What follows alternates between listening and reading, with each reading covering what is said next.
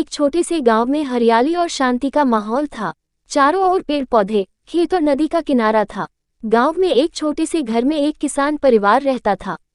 परिवार में किसान रामू, उसकी पत्नी सीता और दो छोटे बच्चे मोहन और राधा थे। रामू का छोटा सा खेत था जिसमें वह गेहूं, चावल और दाल उगाता था। सीता घर के सारे काम करती और बच्चों को पढ़ाती। गांव में बहुत कम लोग रहते थे, लेकिन सभी एक दूसरे से मिलकर रहते और मदद करते थे। गांव में हर सुबह हल्की हल्की बयार चलती और पक्षी चहचहाते हुए सूरज की किरणों में झूमते।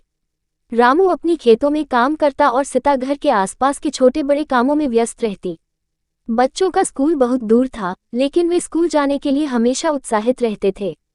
गांव में एक छोटी सी पाठशाला थी जहां बच्चों को पढ़ाया जाता था। हालांकि पाठशाला बहुत साधारण थी, लेकिन वहां के अध्यापक ने बच्चों को बहुत अच्छे से पढ़ाया।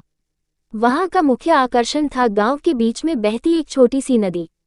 गर्मियों में बच्चे नदी में नहाने जाते और खेते हुए बहुत खुश रहते। गांव के लोग बहुत सहयोगी थे।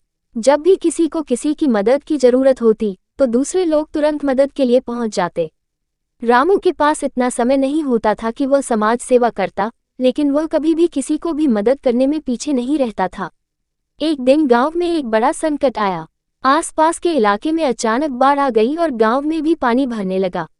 लोग डर के बजाय एकजुट हो गए। सभी ने मिलकर घरों को सुरक्षित किया और जरूरतमंदों की मदद की।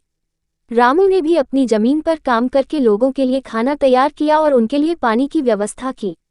बाढ़ के बाद गांव में कोई बड़ी क्षति नहीं हुई और सभी ने एक दूसरे की मदद से सब कुछ फिर से सामान्य किया।